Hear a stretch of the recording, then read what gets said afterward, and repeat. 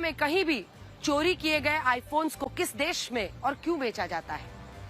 Britain की police ने एक ऐसे अंतर्राष्ट्रीय गैंग का पर्दाफाश किया है जो पहले आईफोन्स की चोरी कराता था, बाद में इन आईफोन्स को चाइना और हांगकांग में बेचा जाता था। सबसे बड़ी बात यह है कि ये पूरा गैंग जिस तरह से पकड़ा गया है उसकी कहानी किसी फिल्म से कम नहीं है।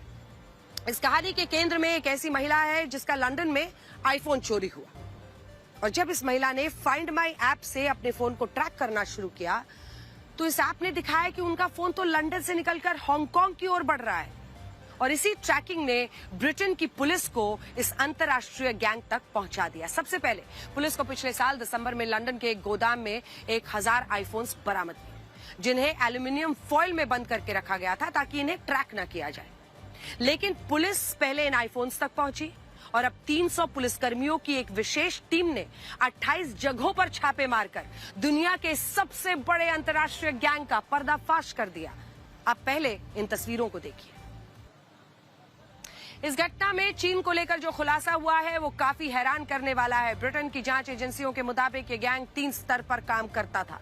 पहले स्तर पर वो चोर आते हैं जो सड़क, मेट्रो, बस हो, सार्वजनिक जितनी भी जगह है वहां पर लोगों को झटका देकर आईफोन चुराते थे, फिर उनके आईफोन्स को छीनकर भागते थे। इसके अलावा इन फोनों को वो चोरों ने आईफोन को 30 से 50 हजार रुपए उनको मिलते थे। पिछले साल अकेले लंदन में 80,000 मोबाइल फोन्स या तो चोरी हुए या अपराधियों ने राह चलते लोगों के हाथ से फोन्स को लूट लिया और फरार हो गए। दूसरे स्तर पर वो हैंडलर्स होते थे जिनके सर्विस सेंटर में चोरी के आईफोन जमा किए जाते थे और डेटा वाइप किया जाता था ताकि इनके जो भी विदेशी इनमें जानकारी है वो डेटा वाइप हो जाए, पूरा साफ हो जाए। तीसरे स्तर पर एक्सपोर्टिंग उनके गैंगस्टर्स होते थे। अंतर्राष्ट्रीय नेटवर्क के साथ मिलकर इन चोरी किए गए आईफोन्स को वो विदेशों में तस्करी करते थे। इनमें भी ज्यादातर आईफोन्स चाइना का चोर बाजार, हांगकांग के चोर बाजार, वहां ये आईफोन्स जाते हैं। ब्रिटेन की पुलिस का कहना है कि गैंग की चोरी करते हुए 40 यानी लगभग अगर आप देखें तो 40,000 चोरों की एक पूरी वहां पर नेटवर्क है जहां से चाइना, हांगकांग भेजा जाता है। अब यहाँ आपके मन में सवाल होगा कि आईफोन चाइना क्यों भेजे जाते हैं, तो इसके पीछे भी एक हैरान करने वाली जानकारी है। आप अक्सर ये बात सुनते होंगे कि चाइना में चमक दमक तो बहुत है लेकिन वहां लोगों के पास अभिव्यक्ति की आजादी नहीं है।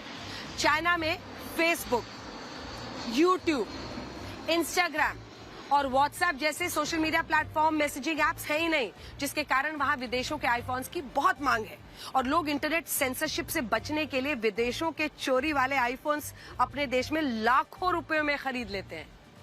जैसे ब्रिटेन में चोरी हुआ आईफोन 16 चाइना के चोर बाजार में 3 से 3.5 लाख रुपए में बिकता है और नया आईफोन 17 4 लाख रुपए में बेचा जा रहा है, जबकि इनकी वास्तविक 1 लाख रुपए के आसपास कीमत है। लेकिन इंटरनेट सेंसरशिप के कारण लोग इन आईफोन्स को चाइना में खरीदते हैं, इन्हें चाइना में सेकेंड हैंड फोन बताकर बेचा जाता है। तो ये है चाइना का आईफोन चोर बाजार। मार्केट रिसर्च का ब्रांड काउंटर पॉइंट के मुताबिक चाइना के कुल स्मार्टफोन बाजार का 20% हिस्सा सेकेंड हैंड फोन्स है। इनमें ए ग्रेड यानी आईफोन की सबसे ज्यादा मांग रहती है। इसके अलावा चीन सेंट्रल इक्विपमेंट आइडेंटिटी रजिस्टर का सदस्य नहीं है, जिसके कारण इन चोरी किए गए आईफोन्स को चाइना में आसानी से इस्तेमाल किया जा सकता है।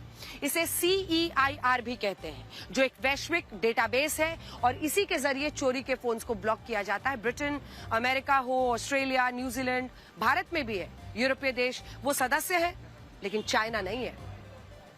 आप चाइना के इस चोर बाजार को देखिए जहां दुनिया भर से चुराए गए आईफोन्स और दूसरे मोबाइल फोन्स को सेकंड फोन्स बताकर बेचा जाता है। और ये चोर बाजार किसी दूर दराज के इलाके में नहीं है, बल्कि चाइना के शेंज़ेन शहर की सबसे बड़े शॉपिंग कॉम्प्लेक्स में है। और आप खुद देख सकते हैं कि चाइना का ये चोर बाजार कितना भव्य है, कितना विशाल है।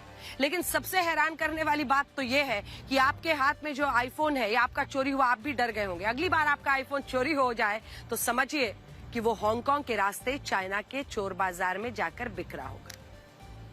और आप ये भी सोचिए कि आज इस खबर के बाद पश्चिमी देशों में चाइना की क्या छवि बन रही होगी। वहां लोग ये कह रहे होंगे कि अगर चाइना की सरकार अपने लोगों को अभिव्यक्ति की आजादी नहीं देती और इंटरनेट सेंसरशिप लगाती है तो इसमें उनका क्या कसूर, और क्यों उनके आईफोन्स चोरी करके चाइना में तस्करी के जरिए भेजे जा रहे हैं और चाइना की सरकार भी कुछ नहीं कर रही। उसने तो उल्टा इतना विशाल चोर बाजार बना लिया है।